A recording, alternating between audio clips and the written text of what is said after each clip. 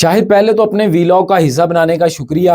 اللہ تعالیٰ آپ کو کامیاب کرے, بیسٹ وشز آپ کے لیے.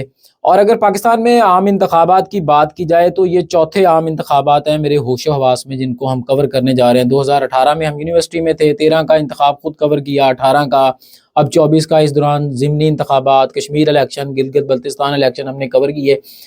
لیکن یہ ان پریسیڈنٹ الیکشن ہے ہر حوالے سے کہ ایک پارٹی کے خلاف ایسا کریک ڈاؤن ہمیں کبھی نظر نہیں آیا جو اس وقت جاری ہے, کہ لوگوں کو اینڈ تک پہلے ان کے کاغذات نامزدگی جمع نہیں کروانے دیے گئے, پھر ان کے جو تجویز کنندہ, تائید کنندہ تھے وہ گرفتار ہوئے, ان کے گھروں پر چھاپے مارے گئے, ان کے گھروں کو تباہ کیا گیا, لوگوں کے کاروبار کو تباہ کیا گیا.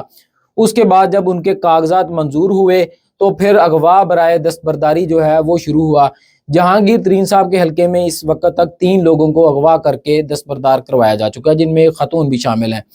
چودھری یوسف صاحب تھے, اب ان کے جو ہے حراست میں ان کو لیا گیا, 5-6 دن حراست میں رکھا گیا.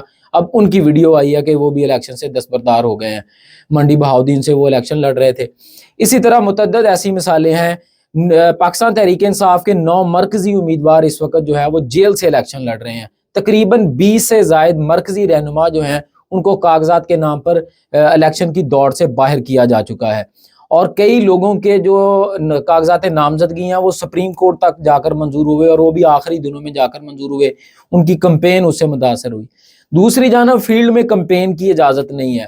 صرف نون لیگ اور اس کے علاوہ جو پیپلز پارٹی ہے وہ ہمیں کمپین کرتی ہوئی نظر آ رہی ہے. تحریک انصاف کی کمپین کے لیے ریلی بعد میں نکلتی ہے, پولیس جو ہے ان دفاتر میں پہلے پہنچ جاتی ہے.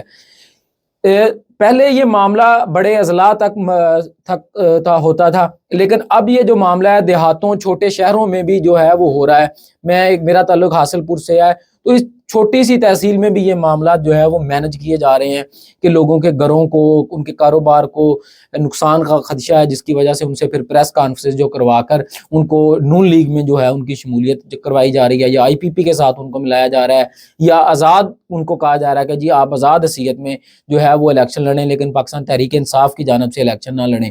پاکستان تحریک انصاف سے ان کا جو سمبل تھا وہ بھی واپس لے لیا گیا. تقریباً 200-250 امیدواروں سے پریس کانفرنس کروا کر ان کو IPP کا حصہ بنوا دیا گیا, یا ان کو آزاد امیدوار بنوا دیا گیا.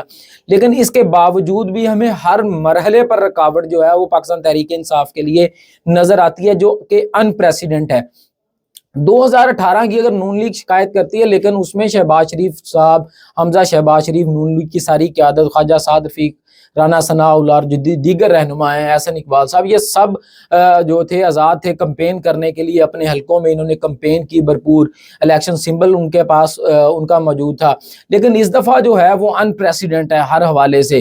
میں نے ہرڈلز کا ذکر کیا کہ ہر مرحلے پر ہرڈل کا جو ہے وہ بنائی گئی کہ ہر ہرڈل پہ روک لیا جائے کچھ لوگوں کو, کچھ کو اگلی سٹیج پہ روک لیا جائے, کچھ کو اس سے اگلی سٹیج پہ روک لیا جائے. لاہور میں کمپین کی اس وقت یہ صورتحال ہے کہ تحریک انصاف کوئی ایک بڑا جلسہ نہیں کر سکی, نہ اس کو اجازت دی گئی. راولپنڈی میں اجازت مانگی گئی لیکن وہاں پر بھی اجازت نہیں ملی گی.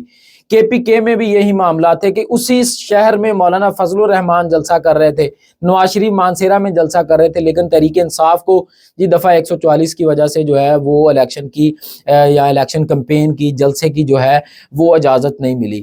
اس وقت تحریک انصاف کے کئی مرکزی رہنما جو ہیں وہ جیلوں سے الیکشن لڑ رہے ہیں, ہزاروں کارکن اس وقت بھی جیل میں ہیں. اب 9 مئی کے مقدمات جو ہیں وہ 9 ماہ ہو گئے, ان کا چلان نامکمل ہے.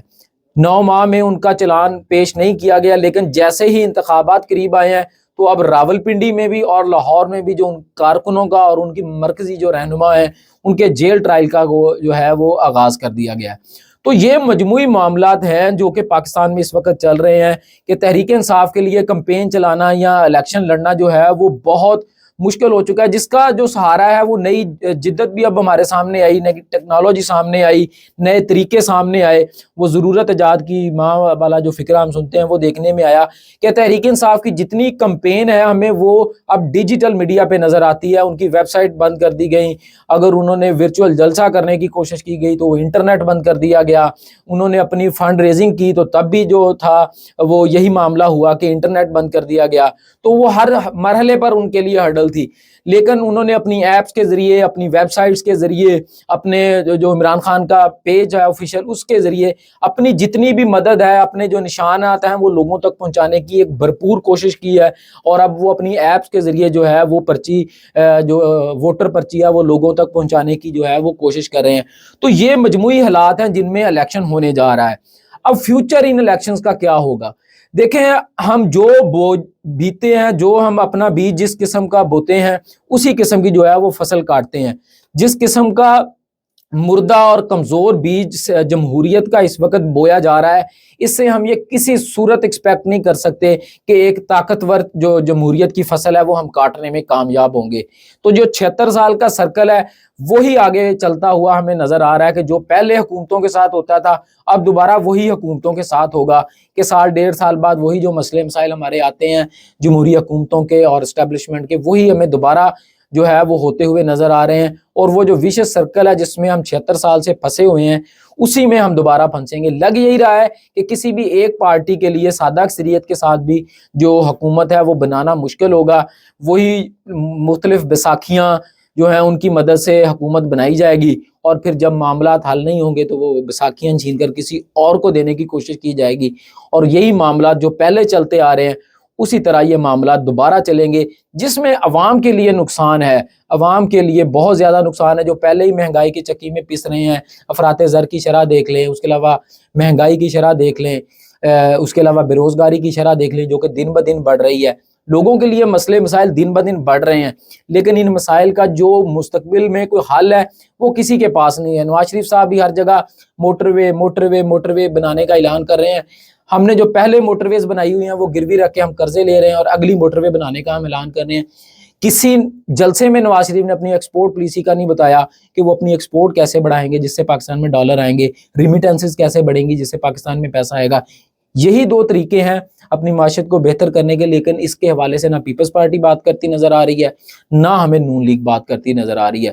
تو الیکشن تو ہو رہے ہیں، لیکن اس پہ ہمیں میرا خیال ہے کہ بہت زیادہ خوش ہونے کی ضرورت نہیں ہے۔ جس قسم کے الیکشن ہے اور جو ہم بیج بو رہے ہیں اسی طرح کی فصل ہی ہمیں آگے کاٹنے کو ملے گی۔